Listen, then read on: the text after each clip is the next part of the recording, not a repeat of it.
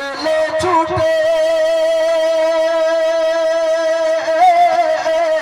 ওই মসজিদুল আকসাতে ও সকল নবীগণের ইমাম হলেন, ও সকল নবীগণের ইমাম হলেন মুহাম্মাদুর রাসূলুল্লাহ। মারহাবা মারহাবা বলো, মারহাবা মারহাবা, মারহাবা মারহাবা বলো। আচ্ছা, আমরা যে মারহাবা বলছি আল্লাহ শুনছে না শোনে না? আল্লাহ খুশি না বেজার? আল্লাহ সামিউ, জোরে বলেন সামিউ বাসীর। আল্লাহ পাক শুনছেন, আল্লাহ পাক আমাদের উপরে খুশি না বেজার? কিছু লোক লজ্জায় মারহাবা বলে না। নবী যাচ্ছে তো আমার কি, নবী যাচ্ছে তো আমার কি?